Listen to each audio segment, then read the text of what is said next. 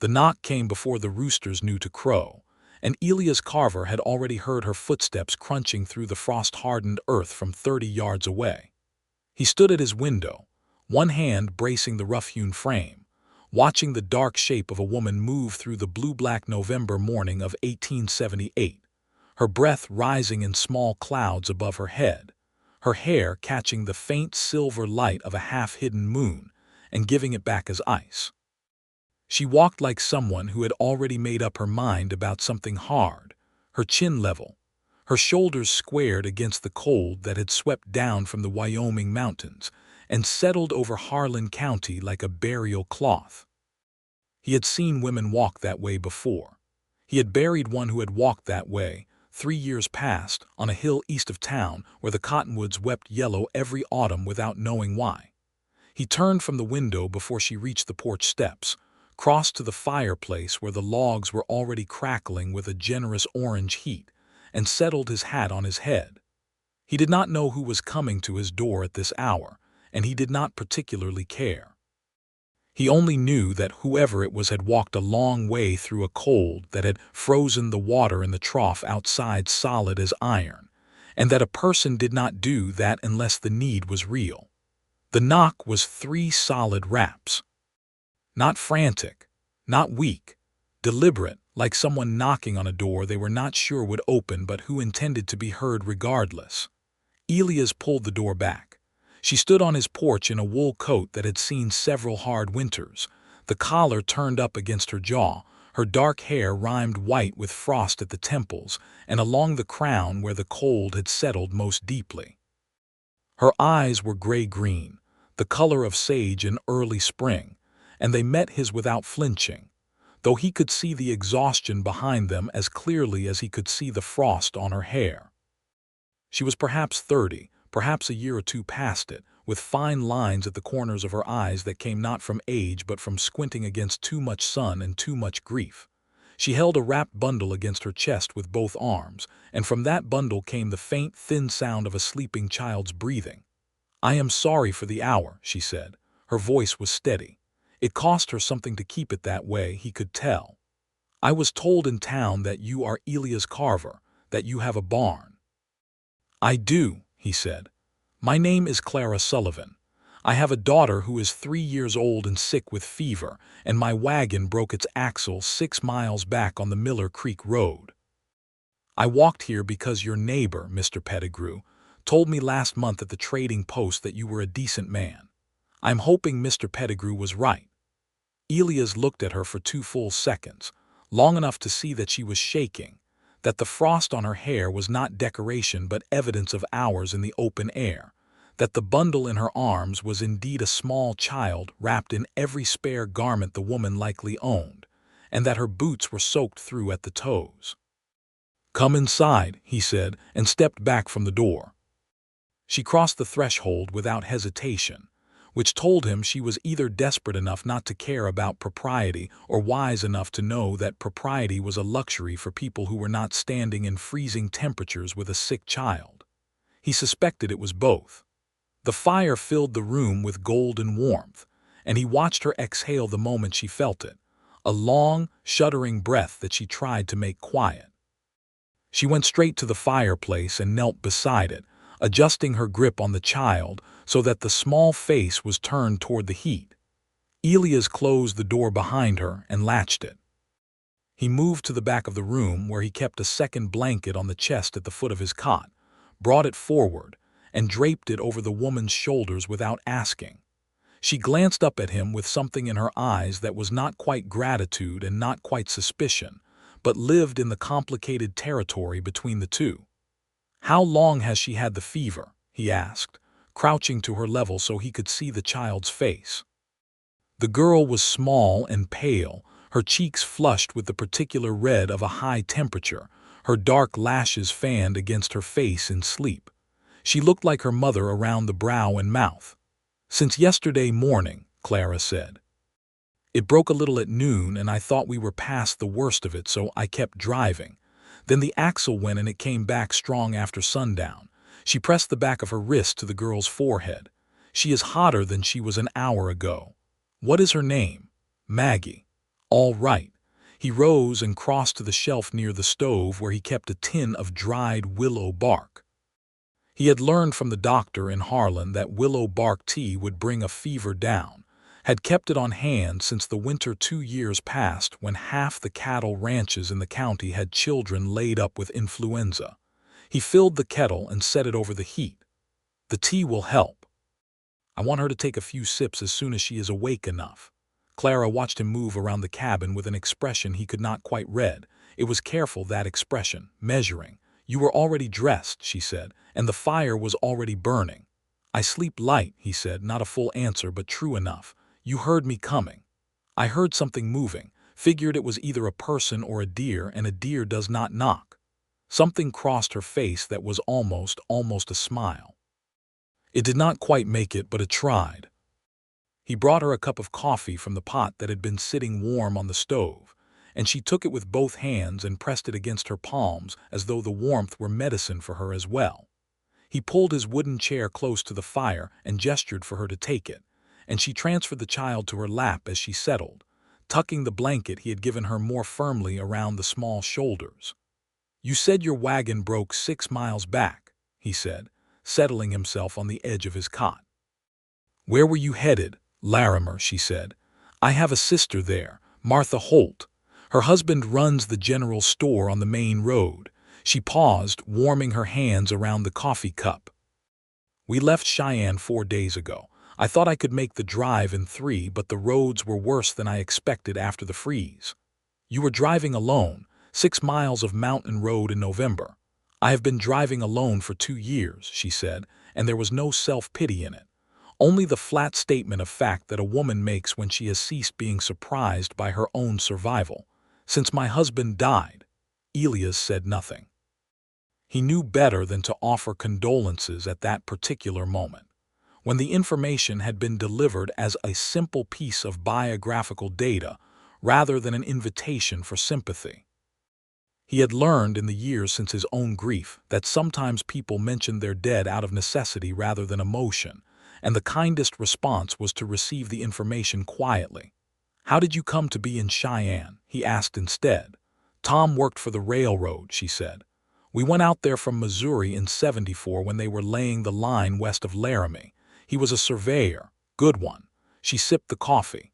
He died of a ruptured appendix in the fall of '76. There was a doctor, but he was 3 days' ride out, and by the time the man arrived there was nothing to be done. She looked down at Maggie, who stirred faintly in her sleep and made a small, unhappy sound. I stayed in Cheyenne because I had worked there, taking in laundry and mending for some of the railroad men. But the work dried up when the line pushed further west and the crew moved on, and I have my sister in Larimer who has been asking me to come for over a year.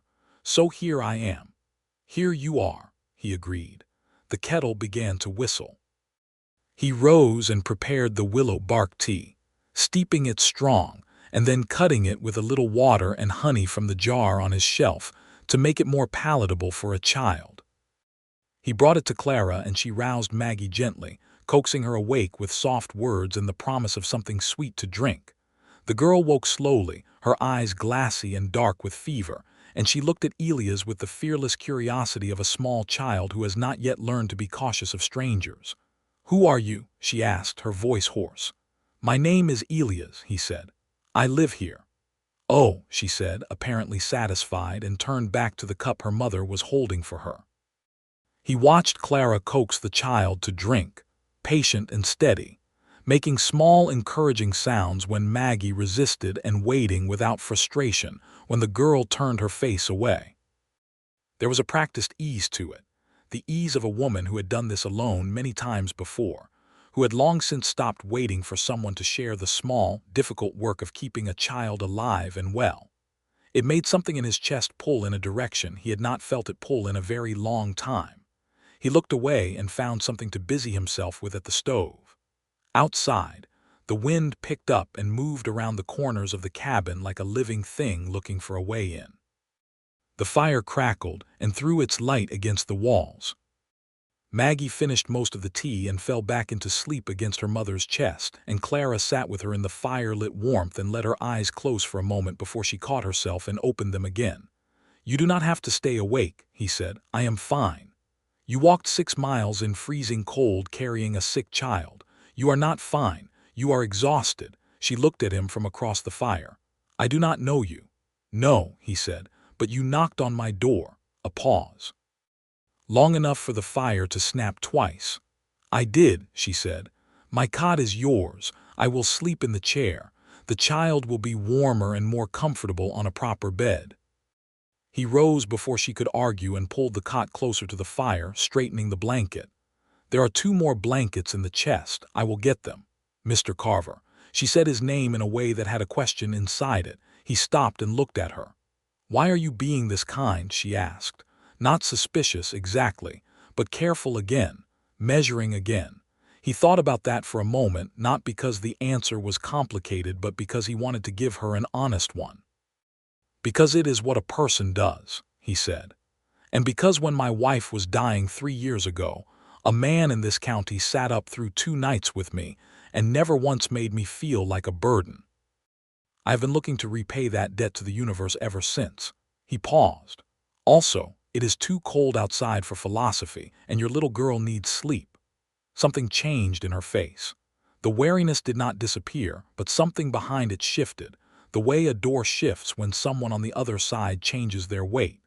She rose and carried Maggie to the cot and laid her down with a tenderness so complete and unguarded that he had to turn away from it, because it was the kind of thing that felt private. He pulled a second chair close to the fire and settled in it with his rifle across his knees out of habit, and the cabin grew quiet except for the fire and the wind and the small sound of Maggie breathing easier as the fever began slowly to release its grip. Clara sat in the wooden chair and watched her daughter sleep.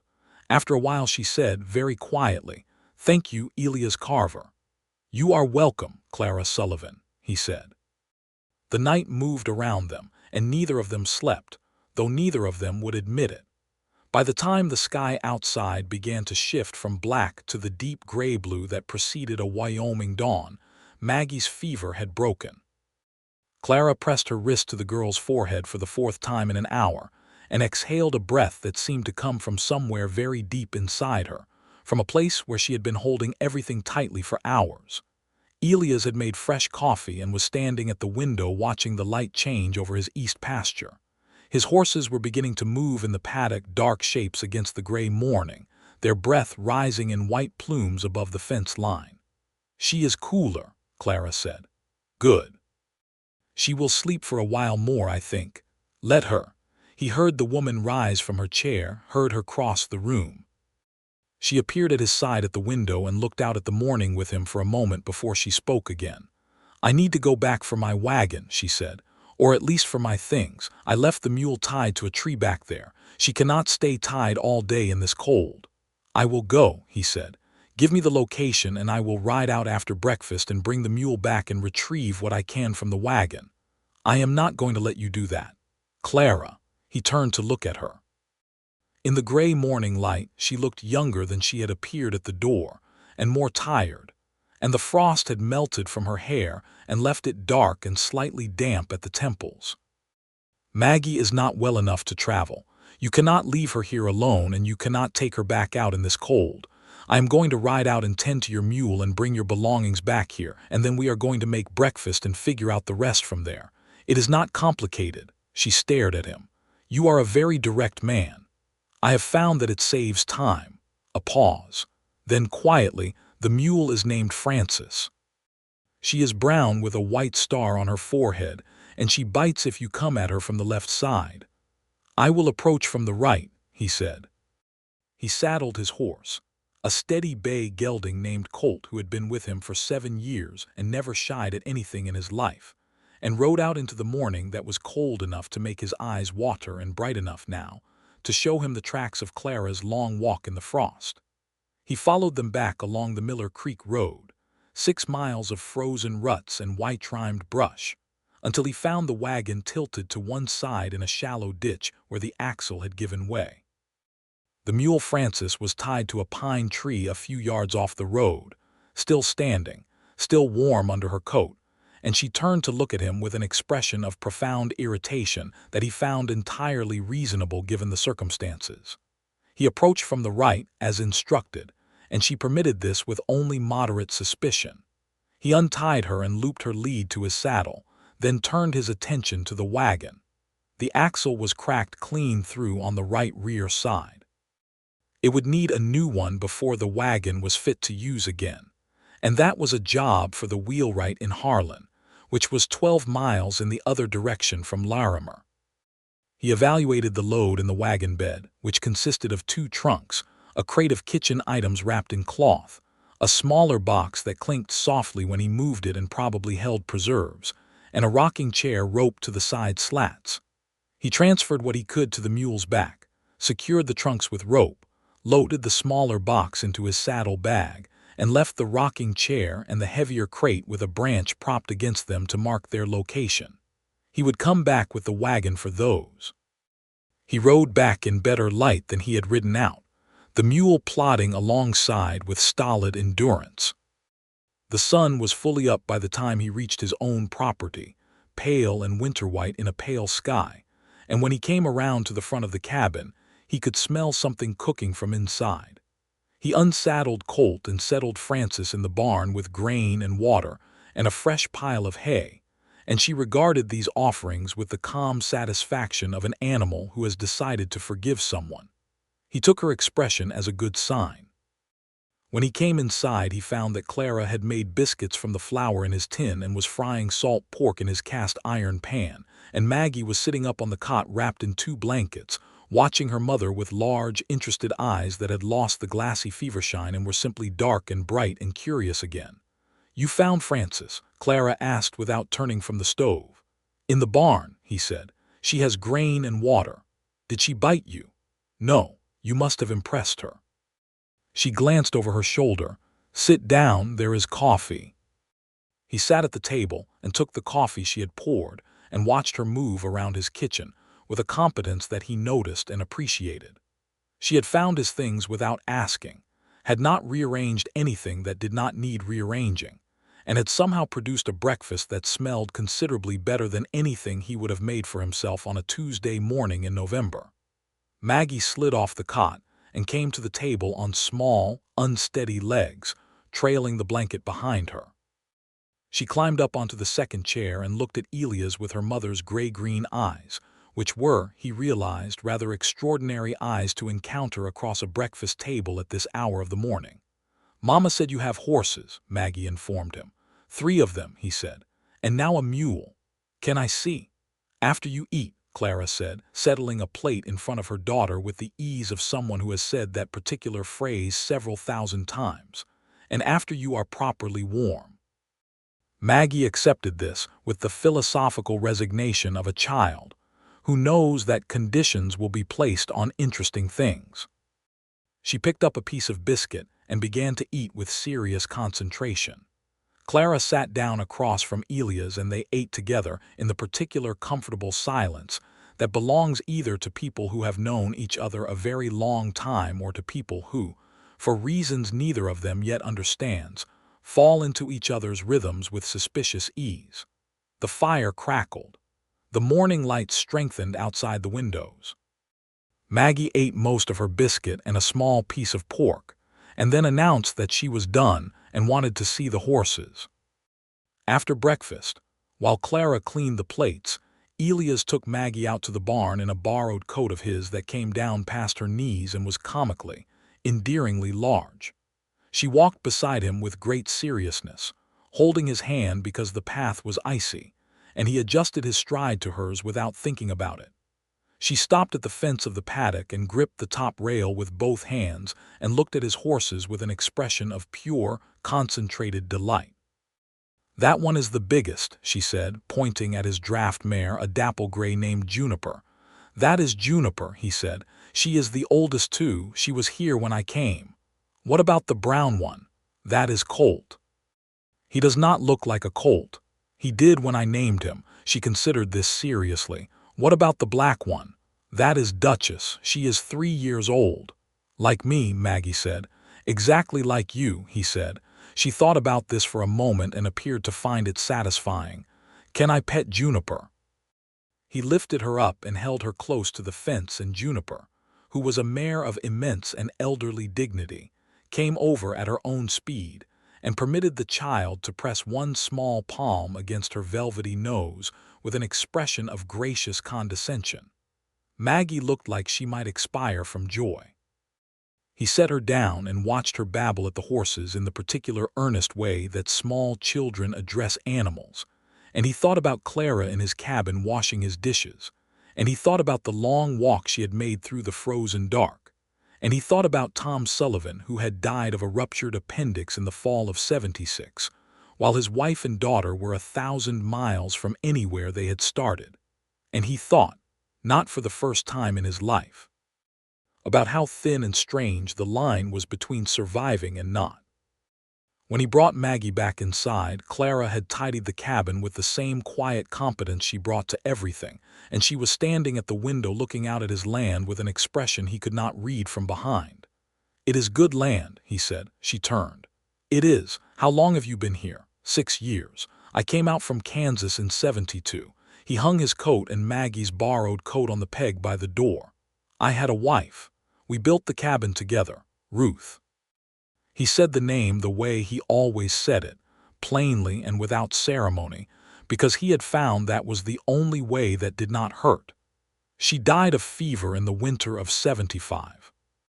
The same kind of winter this one is shaping up to be." Clara looked at him with a steadiness that he had come to understand in the few hours he had known her was her particular way of receiving hard information. She did not offer hollow words. She simply held the truth of what he had said for a moment before she spoke. "I am sorry," she said. "That is a hard thing to carry." "It gets lighter," he said. "Not gone, but lighter." "Yes," she said. "Yes, that is exactly how it is." Maggie had found his collection of smooth river stones on the shelf near the window and was arranging them on the floor in a pattern that appeared to have great significance to her.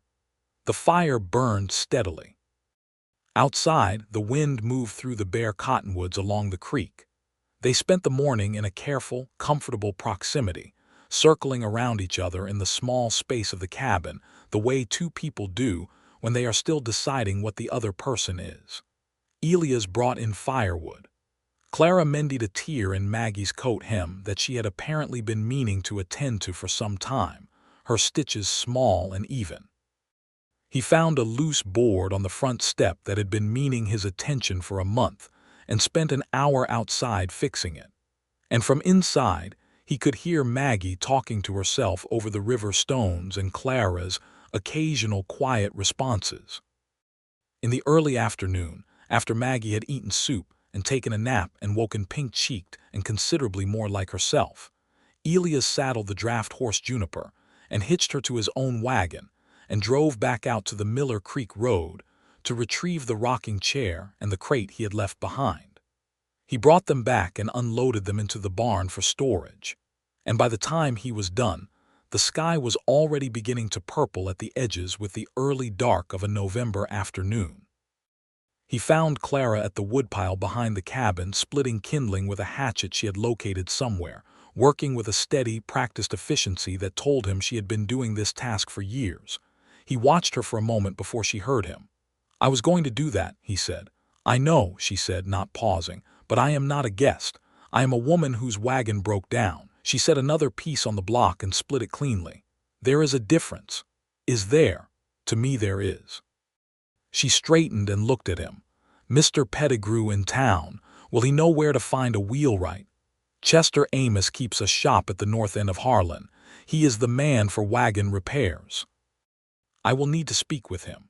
"I can take you into town tomorrow if the road is clear," Elias said. "Tonight it will freeze again, and by morning the Miller Creek Road will be ice from one end to the other. The day after is safer." She regarded him for a moment with those measuring eyes. "You have thought this through." "I have been in Wyoming in November before." She made a small sound that was not quite a laugh but was in the same family. She gathered the kindling she had split and held out her arms, and he stacked the pieces there without being asked. And they carried it inside together, and stacked it beside the fireplace where it would stay dry, and their hands brushed twice in the stacking and neither of them mentioned it. Dinner that evening was a proper affair by the standards of a Wyoming cattle ranch in winter, which meant there was enough of it and it was hot. Elias had a good store of dried beans and salt meat and jarred tomatoes that he had put up in the fall, and Clara made a stew that filled the cabin with a smell so good that even Maggie, who had declared she was not hungry, ate 2 bowls and asked if there were biscuits. There were not biscuits, because they had eaten them all at breakfast, but Elias found a tin of molasses cookies that a neighbor woman, Mrs. Crane, had brought him in October as thanks for mending her fence, and Maggie received 2 of these with the reverence they deserved. They sat by the fire after dinner, the 3 of them, and Elias told Maggie about Wyoming in the summer, about the way the prairie turned green and the rivers ran high and clear, about the eagles he had seen riding the thermals above the ridge east of the property. She listened with her chin on her knees and her eyes very wide and asked questions with the relentless thoroughness of the very young. Clara sat across the fire with her mending in her lap, but her hands were still, and she was listening too. When Maggie finally fell asleep against her mother's arm, Clara settled her on the cot with the careful economy of movement that parents develop, and then came and sat back down in her chair. The fire burned low and comfortable. Outside the temperature had dropped again and the wind was talking in the eaves. "You are good with her," Clara said quietly, "with Maggie." "She is easy to be good with," he said. "She is a good child. She is," a pause. "She does not have many men in her life. My father passed before she was born, and Tom's family is back in Missouri, and we have not heard from them since the funeral." She turned her mending over in her hands without looking at it. "I think she likes having a man to talk to." Elias looked at the fire. "She can talk to me any time she has a mind to," he said, "while you are here." "While we are here," Clara said, and the words had a small weight to them that neither of them examined directly. "That will not be long. Once my wagon is repaired, I will make for Larimer before the next snow comes in." "Of course," he said. They sat in the firelight for another hour, talking sometimes and silent sometimes, and Elias found himself noticing things. The way she tilted her head when she was thinking, the way she held a piece of fabric up to the fire to see the stitches better, the way she had of going very still when something interested her, like an animal that has learned that the best way to see something clearly is not to move. He found himself talking more than he usually talked, because she had a way of listening that made you want to fill the space with something worth listening to.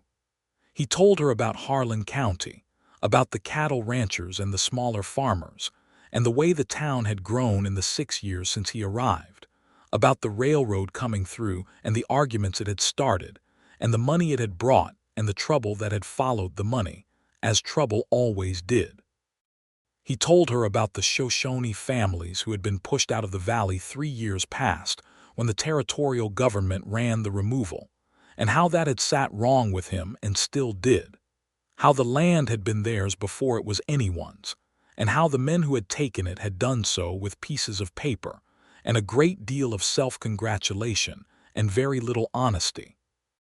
Clara listened to this with the careful attention she gave to everything, and said that it was a common story, that the law had a habit of being written to protect the people doing the writing, and that she had seen it in Missouri and in Kansas and in Wyoming, and she did not imagine it would stop until enough people decided to be honest about it. He looked at her when she said that. She met his eyes without elaborating. It was past 10 when she finally said she ought to sleep, and he gave her the cot and the good blankets again, and settled himself in the chair by the fire. And this time he did sleep, lightly, and with the particular alertness of a man who is responsible for something, and he woke twice in the night to put fresh wood on the fire without disturbing the woman and child sleeping 12 feet away. In the morning, Clara's sister's letter was on the table.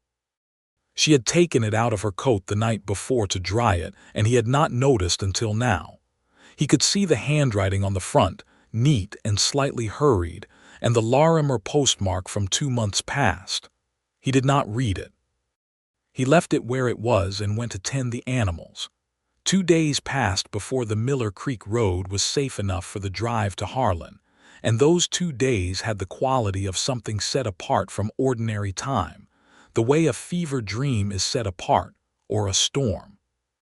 The world outside the cabin was frozen and white and quiet, and inside it was warm and lit by firelight, and the three of them settled into a routine that felt both temporary and, in some way neither of the adults was willing to name yet, like a rehearsal for something else. Elias taught Maggie to play drafts on the board he had kept in the chest since Ruth had given it to him. She was terrible at it in a way that was deeply entertaining, moving her pieces with complete confidence and absolutely no strategic awareness. And when he let her win, which he did on the third game, she received the victory with such genuine, exuberant celebration that Clara looked up from across the room and laughed. A real laugh, full-throated and surprised out of her. And Elias decided in that moment that getting Clara Sullivan to laugh was something he would very much like to make a habit of. He was not sure what to do with that decision. He filed it in the category of things to think about later, which was a category he had not used in 3 years. Clara, for her part, was not unaware of Elias Carver. It would have been impossible to share a small cabin for 2 days with a man and remain entirely unaware of him. And she was a practical woman who had no patience with pretending not to see things that were plainly there to be seen. She saw that he was careful, that he moved through his own space with a deliberateness that came not from rigidity, but from knowing exactly where things were and how to use them. She saw that he had kept his cabin well even alone, that there were no dishes stacked in corners and no gear piled in disarray, that the books on his shelf were arranged by some system she had not yet worked out. She saw that he was kind to Maggie in the way that men were kind to children only when it came naturally to them, without effort or performance. She saw that he had gray beginning at his temples, which put him at perhaps 36 or 37, and that his hands were a working man's hands, rough and careful. She saw that he had lit the fire and dressed himself before she knocked, as though some part of him had known she was coming, and she was not a woman who put much stock in mystical explanations, but the fact of it had settled somewhere in her chest and remained there, warm and inexplicable. She was a widow with a daughter and a broken wagon, and a sister a day's ride further west, and she was not in the business of entertaining hopeful ideas about men she had known for 3 days. She told herself this clearly and firmly on the second morning, while he was outside feeding the animals and Maggie was still asleep, and she almost believed it. On the third morning the road was passable. Elias hitched Juniper to his wagon and loaded Clara's trunks in the back, and they drove into Harlan with Maggie between them on the seat, bundled to her eyes and completely delighted by everything she saw. The town of Harlan was a proper frontier town by the standards of 1878, with a main street of wooden-fronted buildings, a hotel, a mercantile, a blacksmith, the wheelwright's shop, a bank that had been robbed twice in 3 years and had consequently acquired very solid front doors, and a saloon that was none of Elias Carver's business on a Tuesday morning in November. He took them first to the wheelwright, Chester Amos, a broad, slow-moving man with a red beard and a meticulous eye for damaged wood, who listened to Clara's description of the axle and nodded, and said he could have a new one fitted in 3 days if she could get the wagon to him. When she asked what it would cost, he named a price, and Elias watched her face do a very small, very controlled thing that told him the number was higher than she had been hoping for. She did not argue or bargain. She said she would need to make arrangements and return. When they stepped back out into the cold Main Street, Elias said, "I can advance you the cost." She stopped walking. "No, Clara, it is not charity. I will take it out of the rocking chair." "It is a good rocking chair, and Mrs. Crane at the neighboring ranch has been wanting one for 2 years. She turned to look at him, and for a moment she seemed to be calculating something more complex than the cost of a wagon axle. "You cannot sell my rocking chair to pay for my wagon repair. It is your rocking chair to do with as you please," he said. "If you are willing to sell it and the price covers the repair, then everyone wins and no one is in debt to anyone." A long pause. Maggie, between them, was watching a dog investigate a barrel across the street with total absorption. It was Tom's mother's chair, Clara said quietly. He had not known that. Then we will not sell it, he said. We will find another way. She looked at him for another moment. How much did Mrs. Crane want to spend on a rocking chair? More than Chester Amos is asking for an axle, I am fairly sure. She made a decision. He could see it happen, see her reach the edge of something and step over it. Tell her she can have it for what the axle costs, she said. And tell her if she ever asks me about it, I will deny this conversation entirely. He almost smiled. Understood. He drove out to the Crane Ranch that afternoon while Clara and Maggie waited at the mercantile, where the owner's wife, a cheerful, round-faced woman named Bet Greer, took immediate custody of Maggie and showed her the penny candy display. Elias came back in 40 minutes with the money, having spent the 20-minute drive both ways in conversation with Mrs. Crane, who had, as he suspected, been delighted to pay rather more than the cost of the axle for a good rocking chair, and had also sent back 2 jars of her preserved peaches, and a note for Clara that said, in large, enthusiastic script, "Any friend of Elias Carver's is a friend of this ranch."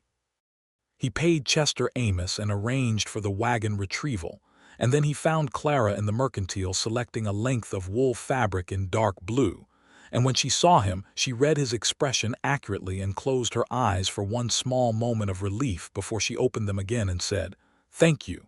I will repay you." "Mrs. Crane sent peaches," he said, and held up the jars.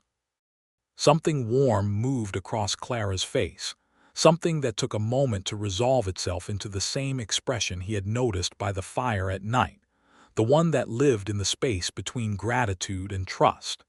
He was beginning to understand that for this woman, those 2 things were closely related, and that both of them had been in short supply for some time. They ate lunch at the small eating house attached to the hotel, the 3 of them at a table by the window that looked out onto the frozen Main Street, and Elias felt the particular self-consciousness of a man who knows that his neighbors are observant, and that sitting down for a meal with a woman in a town this size is something that will be noted and discussed before nightfall. He did not care about this in any serious way, but he was aware of it the way you are aware of whether you have decided to walk through regardless.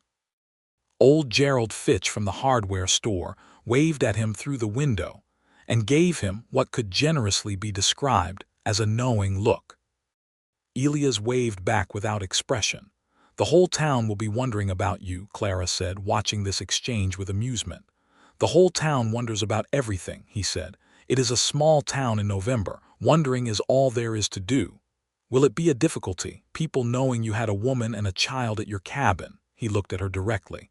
"No, will it be a difficulty for you?" She considered. "I am passing through," she said, "and my reputation travels with me." A pause. "But I am a widow with a child and a broken wagon and a man who has been nothing but decent, and I think I can defend that arithmetic to anyone who wants to do the adding." "So can I," he said. She held his gaze for a moment longer than was strictly necessary, and then she looked down at her coffee, and Maggie said, "Can I have more bread?" And the moment resolved itself into the ordinary business of feeding a child.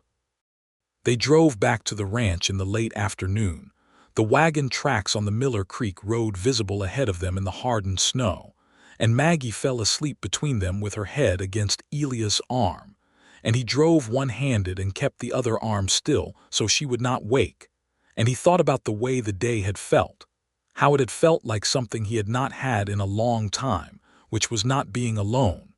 He was careful with that thought. He held it at arm's length and examined it with the caution of a man who has been burned before, not because he was afraid of being burned again, exactly, but because he knew that Clara Sullivan had a sister in Larimer and a broken wagon that would be fixed in 3 days and a life to rebuild, and he had no claim on any of it. But he thought about it. The wagon was retrieved the following day with the help of his neighbor Pete Harlow, who came over with his own draft horse, and an air of total incuriosity about the presence of a woman's belongings in Elias' barn that was so deliberate it amounted to the same thing as very loud curiosity. Pete was a good man and asked nothing but helped thoroughly, and by noon they had Clara's wagon in Chester Amos's yard in Harlan and the repair was underway. 3 days, Chester had said, and 3 days was what it took. They were 3 days that Elias would later think of as the days in which something decided itself, not between him and Clara exactly, but inside each of them separately, in the particular interior negotiations that a person conducts when they have been careful for a long time and find themselves suddenly, unexpectedly, wanting to be less so. Clara was the one who named it first, which did not surprise him once it had happened, because she was that kind of woman. It was the evening before the wagon was to be ready. The fire burned low, Maggie long asleep, the wind off the mountains coming in long cold waves against the walls of the cabin. They had been talking about Missouri, about her life before Tom, about the farm her father had worked, and the school she had attended in town, about the books she had read there that had made her feel like the world was considerably larger than a Missouri farm. He had told her about Kansas, about the land he had left, about following Ruth west because she had wanted more horizon than Kansas offered, and how he had come to love Wyoming so completely and immediately that it felt less like arriving somewhere new than like recognizing somewhere he had always been headed. "Do you think it is possible," Clara said, looking at the fire, "to love a place so much that it becomes part of who you are? That you cannot imagine yourself separated from it without something essential being lost?" "Yes," he said, "I think that is precisely how I feel about this land." She was quiet for a moment. Then she said, "I think that is how I feel about Maggie." He understood that she was telling him something larger than the words contained, and he waited. "I have been so careful," she said, "since Tom died, about everything, about where we went and how we traveled and what we spent and who we trusted, everything calculated and measured." She turned the edge of her sleeve over in her fingers. "I calculated the distance to Larimer 7 times before I left Cheyenne. I mapped the stops. I knew the roads." A pause. "The Axel did not care about any of that." "No," he said, "things that break do not concern themselves with your plans." "I thought I had planned well enough that nothing would break," she said. "I know how foolish that sounds." "It does not sound foolish. It sounds like someone who has had to rely entirely on herself for 2 years and has developed a very understandable relationship with control." She looked at him then, and her eyes in the firelight were so direct and so tired and so much themselves that he had to hold himself very still. "I do not know what to do with you, Elias Carver," she said. It was not a romantic statement. It was a confession. "You do not have to do anything with me," he said. "You are leaving tomorrow." "I know." She looked back at the fire. "That is the problem." The silence between them was the loudest thing in the room. He moved, and in this he surprised himself, because he was a careful man and he had been a careful man for 3 years. But he leaned forward from his chair and rested his elbows on his knees and looked at her with everything he was presently feeling made visible in his face, because he was old enough and had been through enough to know that the time for hiding useful things was generally shorter than you thought. "Then do not leave tomorrow," he said. "Leave when the reason to stay has run out." Her breath caught. Only slightly, but he heard it. "That is a very large thing to say," she said. "I am aware of that. You have known me 6 days." "I have," he said. "I have known you through a fever and a broken axle, and a night where neither of us slept, and 6 meals, and 2 games of draughts and a conversation about the Shoshone removal. And I know that I do not want you to drive out of this county without telling you that this week has felt more like living than anything I have done in 3 years." He paused. "I am not asking you to decide anything tonight. I am asking you to know that I mean what I am saying, and to consider it alongside whatever else you are considering." She looked at him for a long time in the firelight. He did not look away. He let her look as long as she needed, because this was not a man selling her something. This was a man showing her something, and the difference mattered. "My sister expects me," she said at last. "Larimer is a day's drive," he said. "You can write to your sister and tell her what happened, and she will wait, and when you are ready you can go to her. Or not. "Or not," she repeated as though testing the weight of the words. "Or not," he confirmed. She stood up slowly and walked to the window and looked out at the dark Wyoming night, at the stars that were brilliant and cold and impossibly numerous above the dark ridge of the mountains. He stayed where he was and let her look. After a long time she said, "My daughter likes your horses. I noticed. She has never had a yard to play in or a barn, a pause, or someone who lets her win at drafts. I let her win once," he said. "The other time she was genuinely terrible."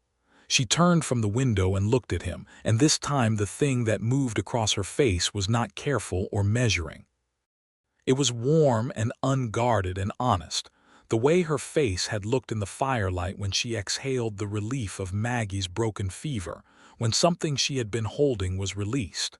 "I will write to Martha," she said, "in the morning."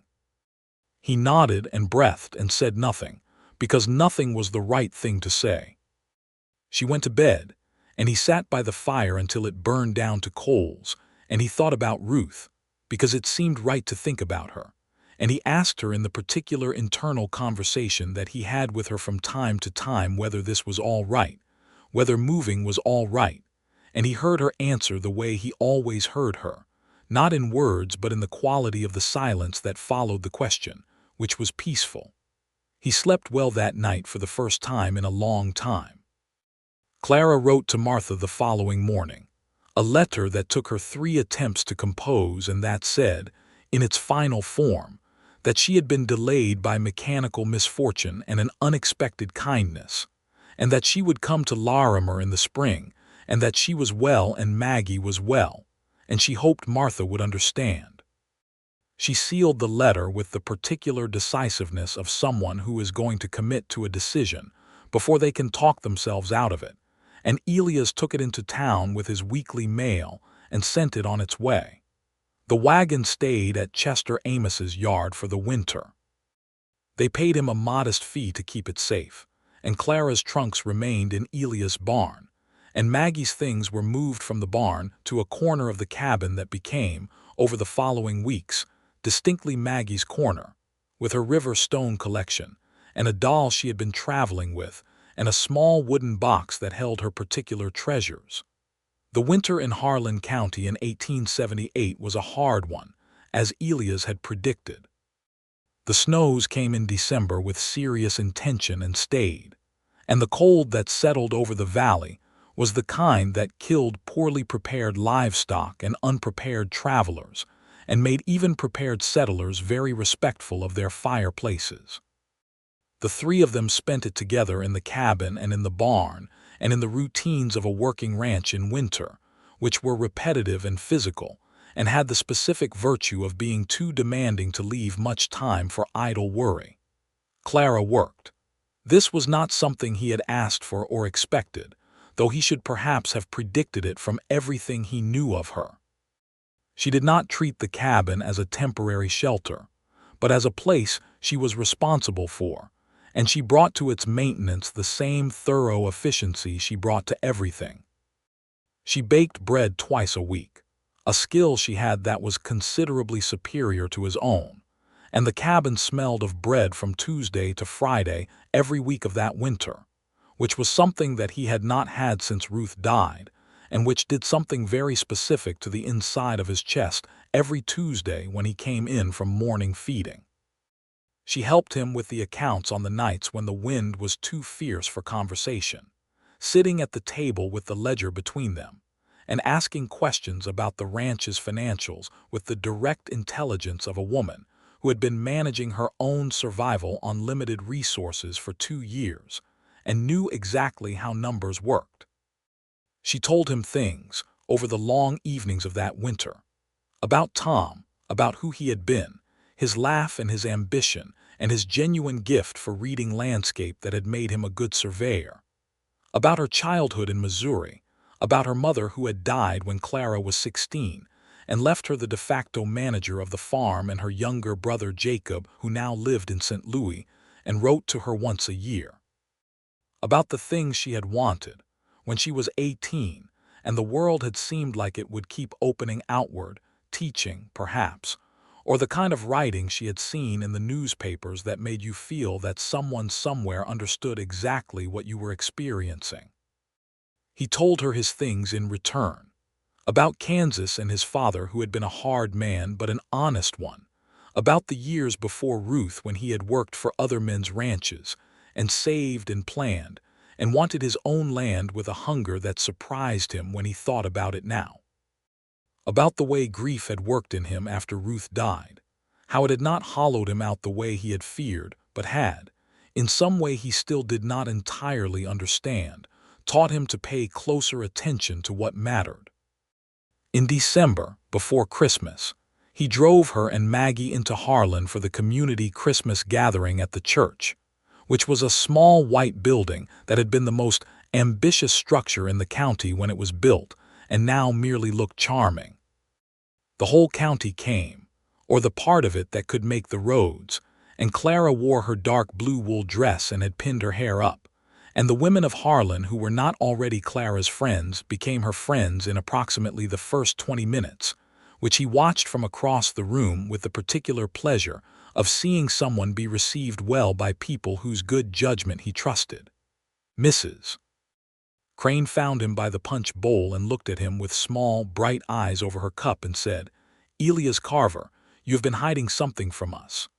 "I have been doing no such thing," he said. "That woman is extraordinary," Mrs. Crane said. "She has told Bet Greer's recipe for bear claws is entirely wrong and given her the correct one, and Bet has already agreed to try it, which is nothing short of a miracle.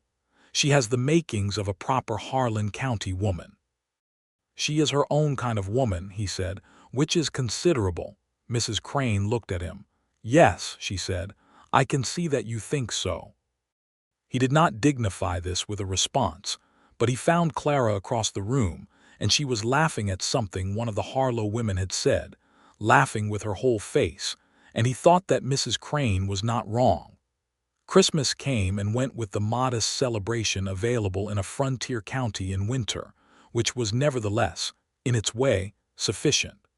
They made a paper chain for the cabin from a newspaper Elias had saved.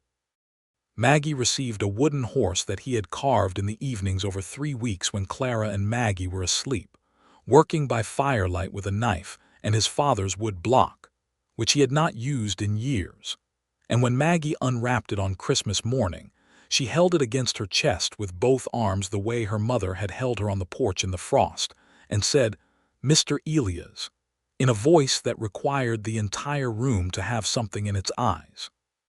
Clara gave him a pair of good gloves that she had bought at the mercantile and knitted a new wool lining into, because she had noticed that his old gloves let the cold through at the fingers. He held them for a moment and looked at her, and she looked back with the directness that was entirely, utterly hers, and he said, "Thank you, Clara," and she said, "You are welcome, Elias," and this exchange, to anyone watching, would have seemed unremarkable, but between them it carried something considerably larger than its surface.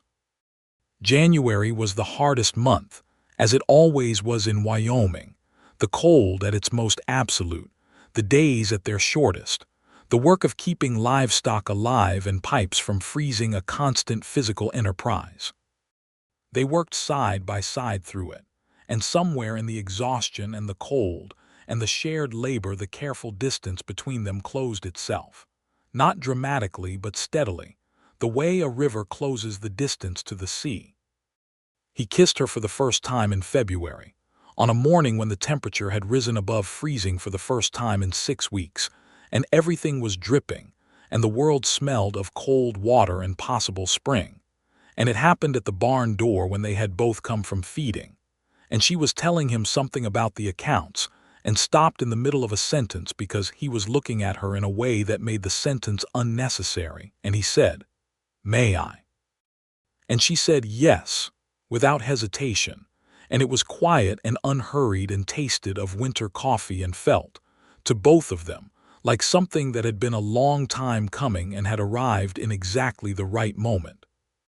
Maggie, who had been following them at a short distance with her arms full of hay she had been carrying for no discernible reason, looked at them and then looked at the hay, and then said, to no one in particular, I am going to go see Duchess," and walked away with the air of a person who has understood something and decided to be tactful.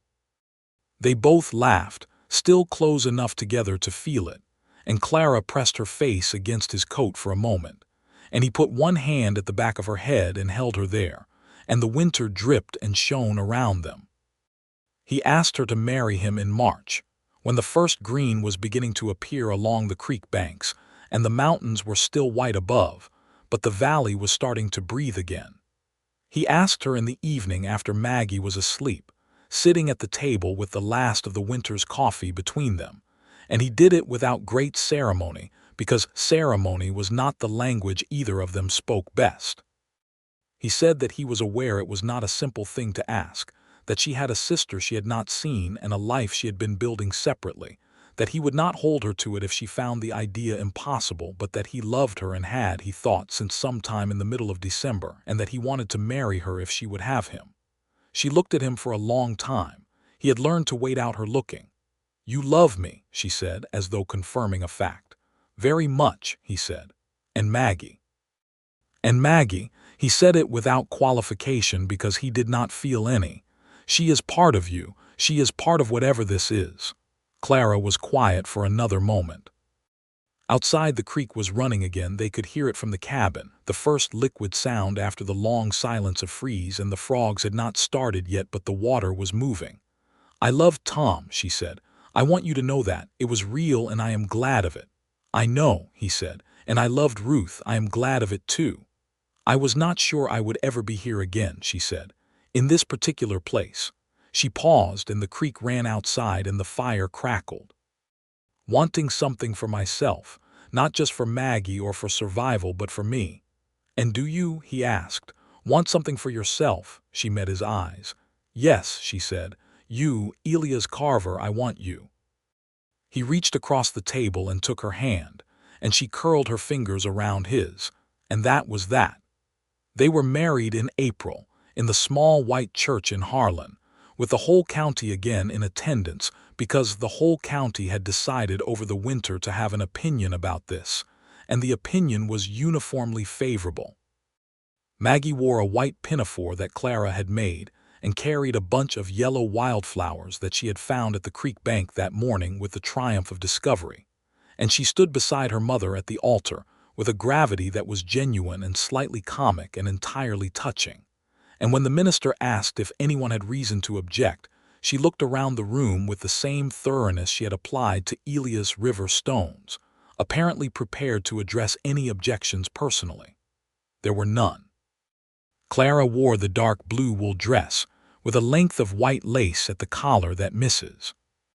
Crane had pressed on her from her own collection, and she walked up the aisle with Maggie's hand in hers and Elias waiting at the front of the church with his hat in his hands, and an expression on his face that the women of Harlan County would discuss approvingly for months, the expression of a man who cannot quite believe his own good fortune and is not trying to conceal it. They said the words that needed saying, and he put a ring on her finger that he had ordered from a catalog, and that fit as though it had been made for her. And she looked at it and then looked at him and said, very quietly so only he could hear, "Hello, Elias Carver, husband." And he said, "Hello, Clara Carver, wife." And the minister pronounced them married, and the whole church made the joyful noise of people who are genuinely glad. Martha Holt came for the wedding from Larimer, arriving 2 days before, driving herself in a small buggy with characteristic Harlan independence that Clara said ran in the family.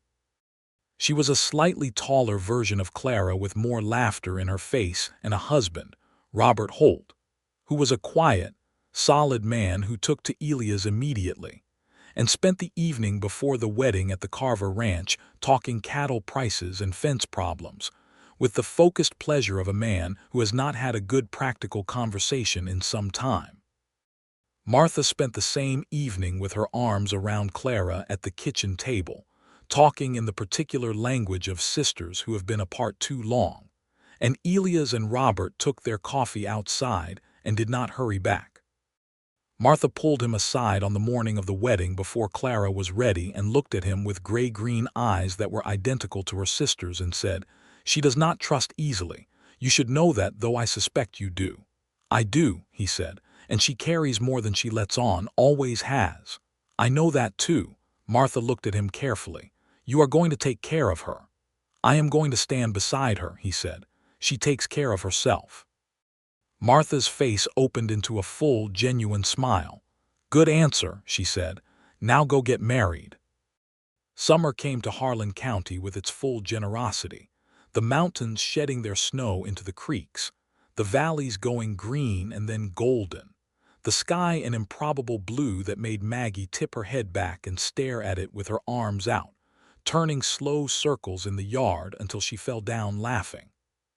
She had taken to ranch life with the complete commitment of a 4-year-old who has decided something is hers, and she helped with the chickens with immense seriousness, understood that Francis the mule required right-side approach, and had developed a particular friendship with the old mare Juniper that consisted primarily of Maggie leaning against the fence and talking to Juniper at length while Juniper ate hay and appeared to listen.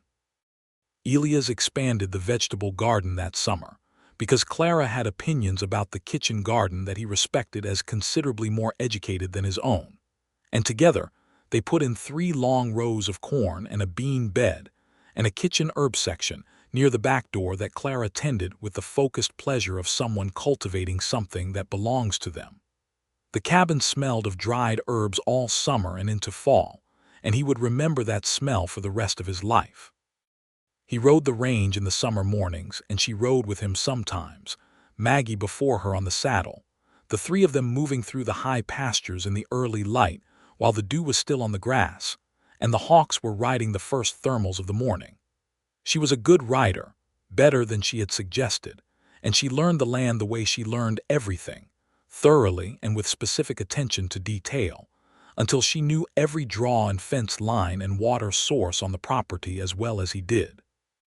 He taught her to shoot, which she said she had meant to learn for years. She was a quick study, better at it than she expected, and the expression on her face the first time she hit a target at 50 yards was identical to the expression on Maggie's face winning at drafts. In the fall she told him she was expecting a child. She told him in the kitchen in the early morning, turning from the stove with a look on her face that was so complex and layered that he could not read the whole of it at once, hope and nervousness, and something so tender it required careful handling. He crossed the kitchen in 2 steps and put his arms around her and held her without speaking for a long time, and he felt her exhale against his shoulder, letting go of whatever uncertainty she had been carrying the thing to, and she said, "Are you glad?" "I am so glad," he said into her hair. "Are you?" "Yes," she said. "Yes, Elias, I am so glad." Maggie, informed of the development in terms appropriate to a 4-year-old, considered the information seriously and asked if the baby could be a horse. They explained that it could not. She accepted this with stoic disappointment and then asked if the baby would like drafts. They said probably when it was old enough. She brightened at this and went back to her corner. The winter of 1879 was gentler than the one before it, as though the land had decided to extend a courtesy to a woman expecting a child. The snows came but were not brutal, the cold was manageable, and the ranch settled into the rhythms of an ordinary winter with the ordinary comforts of a warm fire and enough food and work that had meaning. Martha came from Larimer for Christmas that year, and Robert with her, and the cabin was considerably noisier than it had been the winter before, which Maggie found enchanting and Elias found, to his own surprise, deeply good. The baby came in April of 1880, in the same month that Elias and Clara had been married the year before, as though time had developed a sense of symmetry. Clara labored through the night, attended by the county doctor, whom Elias had ridden for at the first sign, and Mrs. Crane, who had attended 6 births in the county and had strong opinions about how they ought to be conducted, and whose presence Clara had specifically requested. Elias was in the front room with Maggie, who had woken and refused to sleep, and who sat beside him on the cot, wrapped in her blanket with her wooden horse in her arms, asking questions that he answered as carefully as he could. When the baby arrived in the gray early morning of a Wyoming spring, it was a boy, large-lunged and outraged and red-faced with the particular fury of the newly born. And when the doctor brought him out and put him in Elias' arms and said, "Healthy boy," Elias stood in the middle of his cabin with the baby against his chest and could not speak for a moment. Maggie looked at the baby with enormous eyes. "He is very small," she said. "You were this small once," Elias said. She looked deeply skeptical. "I was not, you were." She reached out one careful finger and touched the baby's hand, and the baby's fingers closed around it with the instinctive grip of the newborn, and Maggie's face did something so beautiful and unguarded that Elias committed it to his memory, the way you commit a thing to memory when you know it will never come exactly again. They named the boy James Thomas Carver, James for Elias' father, who had been a hard man but worth remembering. Thomas for Tom Sullivan, because Maggie should know her father's name and the people around her, and because Clara had asked for it with a quietness that told him what it meant to her, and because he had said yes without a moment's consideration, because that was the kind of man he was trying to be. James Thomas was called Jamie from the first day, and he was, from the beginning, an extremely definite personality, loud and opinionated, and as the months proved, completely fearless. He walked at 10 months, and thereafter was in constant motion, following Maggie around the ranch with a devotion that she received with the mixed feelings of an older sibling who simultaneously wants company and independence. Clara watched her children over the following years with the same gray-green eyes that had surveyed everything from the frost-rimed night of her first arrival, and they were the eyes of a woman who had arrived somewhere. Not somewhere she had planned to arrive, not somewhere she had mapped out or measured 7 times, but somewhere real and hers and sufficient in a way that the planned destinations often were not. The ranch grew over those years. Elias added a second paddock in the summer of 1880 and bought 2 more horses, selling cattle in the fall in amounts that built the ledger from survival to something approaching actual prosperity.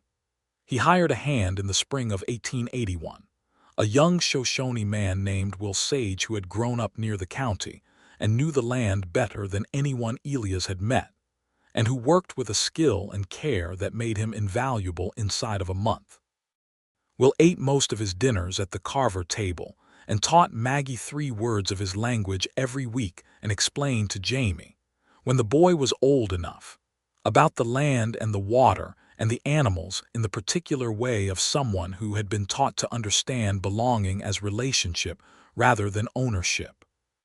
Clara had known, from the first winter when Elias had spoken about the Shoshone removal, that he was a man who understood the difference between the law being right and the law being law, and Will Sage's presence at the ranch table confirmed everything she had understood.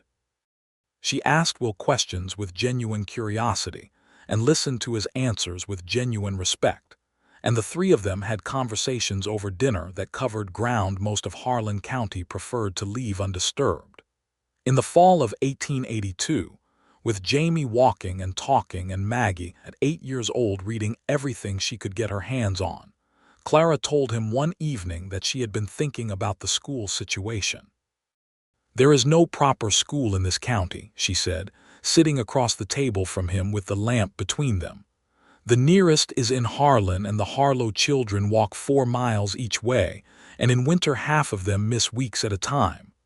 "I know," he said.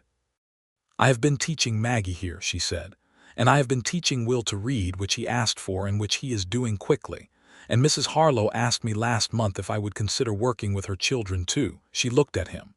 "I was thinking about a school, a proper one with a regular schedule."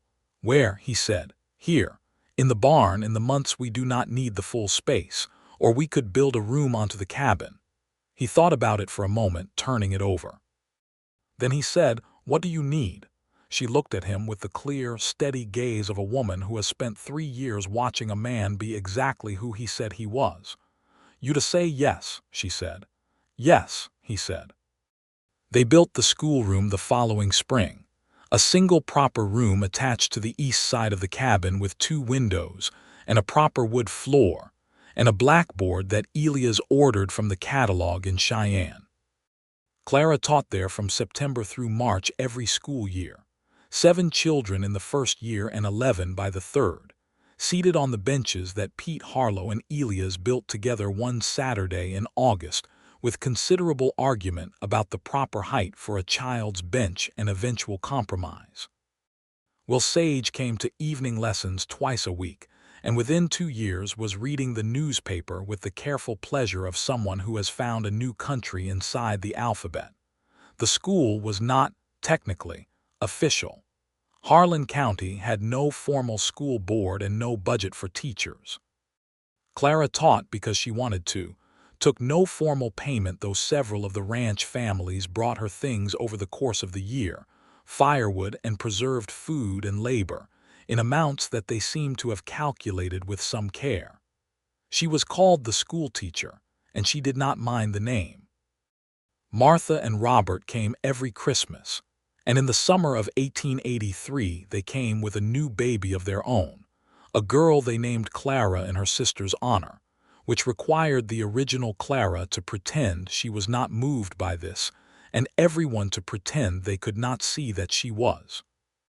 The two families spent a week together on the ranch that summer, the children running the yard in a noise-making herd, the adults sitting on the porch in the long Wyoming evenings with coffee and occasionally something stronger, talking about everything and nothing with the ease of people who have earned each other.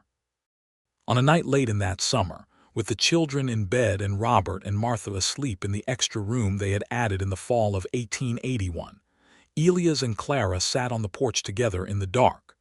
The stars were out in their full Wyoming abundance, brilliant and cold-looking even in August, and the mountains were dark shapes against a darker sky, and the creek moved steadily in the distance.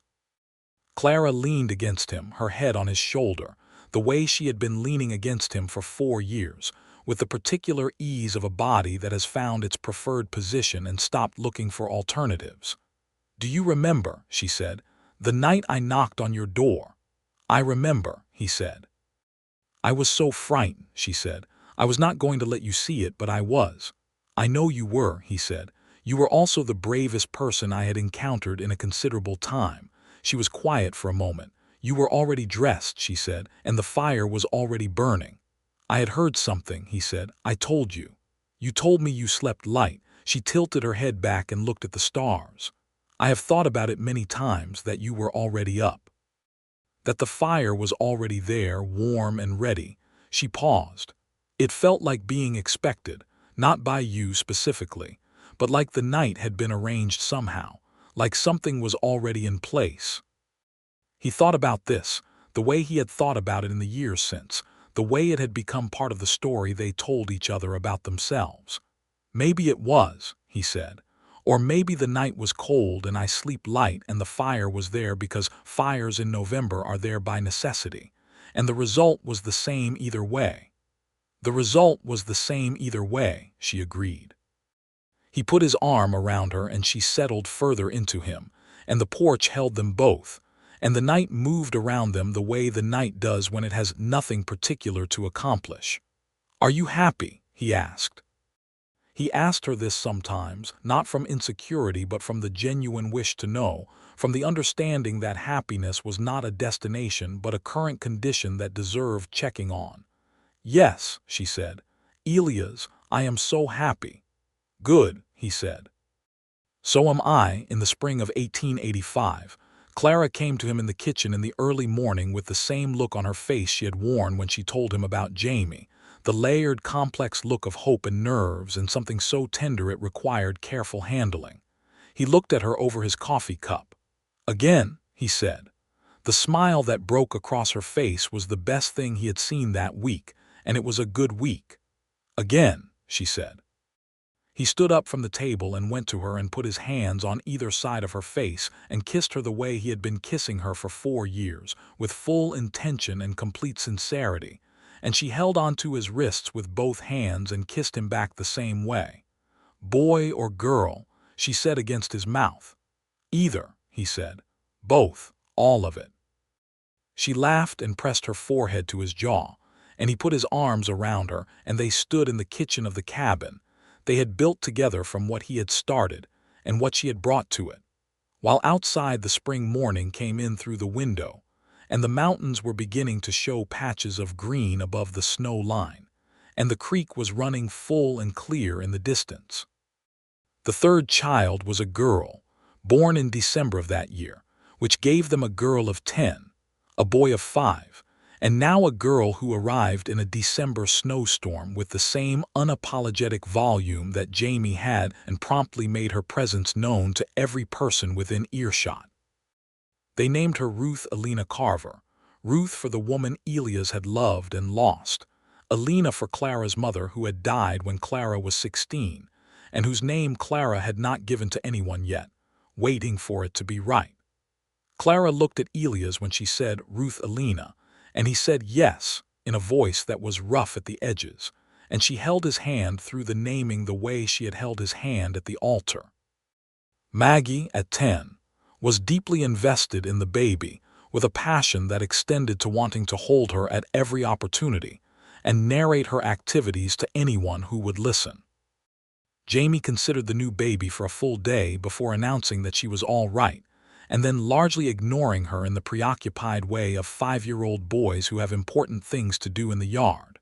Will Sage brought a carved cradle as a gift, pale smooth wood, carved with a running horse along the headboard, and it was so beautiful that Clara held it for a moment before she could speak. "Will," she said. "It is good wood," he said, with the particular understatement that was his way. "She will be warm in it." Ruth Elena was warm in it for the first 2 years of her life, and then Jamie inherited the cradle for a fort, and then it ended up in Maggie's schoolroom as a prop for the younger children's reading lessons, which was not its intended purpose, but was, perhaps, an adequate one. The years passed in the way that good years pass, which is to say quickly, and with the particular texture of being lived rather than merely survived. The ranch grew, and the school grew, and the children grew, and Harlan County grew around them. More settlers, better roads, a second church, a newspaper that started in 1887, and that Clara occasionally contributed letters to on the subjects of education and the rights of settlers. Letters that were signed C. Carver, and that generated some discussion, and that she wrote with a precision and force that made Elias proud in the particular way of someone who has always known what a person is capable of, and is glad to see the world catching up. Maggie grew into a young woman of considerable intelligence and very definite opinions, and at 17, she had read every book in her mother's collection twice, and was asking questions about the women's colleges that had been established in the East, and whether such a thing was possible. Clara sat with her and talked it through with the careful honesty she brought to everything, about cost and distance and what it might mean, and Elias listened from across the room and said nothing until Maggie turned to him and asked directly what he thought. He said, "I think you should go if you want to go. We will find the money." They found the money over 2 years, contributed by the ranch accounts, and by a small fund that Clara had been adding to since Maggie was 12 from the proceeds of the school, which Clara had insisted on treating as its own financial entity, and by Martha and Robert in Larimer, who sent a contribution that arrived with a letter from Martha that said, "She is named for me in spirit if not in fact, and I am not letting that girl stay in Wyoming when she could be learning." Maggie left for the State College in Fort Collins in September of 1893, and Clara stood on the porch and watched the stage take her away down the ranch road and was perfectly composed until the stage was out of sight, and then she turned to Elias and put her face against his chest and cried, briefly and silently, and he held her and said nothing because nothing was still, sometimes, the right thing. "She will write," he said, eventually. "She will write constantly," Clara said into his coat. "She will write so much that we will need a larger mailbox." She was right. Maggie wrote twice a week, long letters full of her opinions about her professors and her classmates, and the books she was reading and the conversations she was having. Letters that sounded so completely like Maggie that reading them at the dinner table was almost like having her there. And Jamie and Ruth Elena both thought it was entirely inadequate substitute, but were, as children of Elias and Clara Carver, too well raised to say so directly. Jamie grew into a boy and then a young man with his mother's directness and his father's patience, and he had, from the time he was 6, a particular relationship with the land that reminded Elias of Will Sage's relationship with it, attentive and reciprocal. By 15, he was doing real work on the ranch, not assigned chores but genuine labor that he took on with the focused seriousness of someone who has decided what he is for. Ruth Elena was a person of surprises, quieter than her siblings but deeper, with a habit of observing everything before she spoke and then, when she spoke, saying the precise thing that the situation required. She had her father's coloring and her mother's eyes, and she applied those eyes to the world with a thoroughness that people found, depending on who they were, either reassuring or slightly unnerving. The ranch in the 1890s was a prosperous one by Harlan County standards, which were not extravagant standards but were honest ones. They had good cattle and good horses, a reliable water source, land they had worked themselves, a house that had been added to 3 times and now had 4 proper rooms and a porch that ran the length of the front, and that Clara had hung with the kind of domesticity that she had once not had space for, 2 rocking chairs and a bench, and in summer a hanging pot of whatever was flowering. On a spring evening in 1895, 17 years after the night Clara had walked 6 miles through the frozen dark and knocked on his door before dawn, Elias sat on the front porch in one of the rocking chairs and Clara sat in the other, and the sky above the Wyoming mountains was the particular shade of purple rose that it turned in May when the light was leaving slowly and did not want to go. Jamie was in the pasture moving the cattle to the south field, a small distant figure moving with the ease of someone entirely at home in his own work.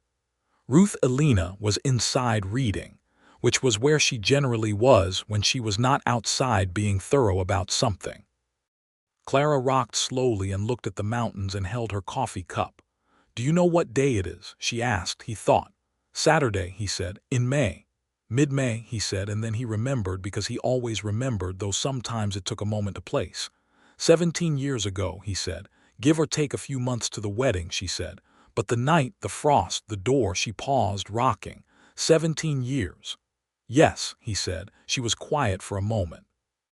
A hawk turned a long, slow circle above the ridge, easy and unhurried. The creek moved in the distance. "I thought about it on the walk," she said. "Not specifically about you. I did not know you then, but I thought, whoever lives at the end of this road is either going to help me or not, and I cannot know which, but I have no other choice but to find out. And I walked the whole 6 miles on that thought." "That sounds like you," he said. "It sounds like desperation," she said, but mildly, as though she had long since made peace with it. "It sounds like courage," he said, "which is what desperation becomes when you keep walking." She looked at him. The rose light was on her face and her hair had threads of gray in it now, the same temples where the frost had been that night, as though the night had left its mark and time had simply confirmed it.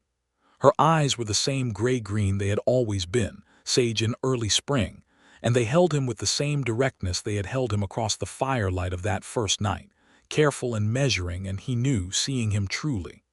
"Hello, Elias Carver," she said. "Hello, Clara Carver," he said. The hawk above the ridge caught a thermal and rose effortlessly, becoming smaller against the purple sky, becoming a point, and then disappearing over the ridge line into whatever was on the other side. The mountains held their color a little longer and then let it go, and the first stars appeared above the high peaks, the same stars that had been brilliant and cold above Clara's head on the night she walked through the frost with her daughter. 17 years passed before she knew his name or his fire or the particular way he had of standing aside to let something come to him rather than chasing it, of being still enough that the things that were meant to find him could. Jamie's whistle from the pasture said the cattle were moved and the gate was latched, and presently his boots sounded on the porch steps, and he came up and stopped for a moment looking at his parents in the rocking chairs in the last light, and then said, "Ruth Elena is making supper, and she wants to know if there is cornbread." with the focused practicality of a young man who has his priorities in order. "There is cornbread if someone makes it," Clara said. "I thought you might say that," Jamie said and went inside. Clara looked at Elias with the small, secret smile that was entirely hers, the one that had almost made it to her face that first morning by the firelight, the one that had fully arrived somewhere around December of the first year and had never fully left. He reached across the space between the rocking chairs and took her hand, and she laced her fingers through his, and they sat in the last light of the May evening on the porch of the ranch they had built from two separate losses and one November night of frost and fire and courage, while inside their children made supper, and the mountains went dark against a deepening sky, and the creek ran steady and clear over its stones, carrying water down from the heights to the valley below. The way it had run before either of them arrived and would run long after, patient and unhurried and entirely certain of where it was going.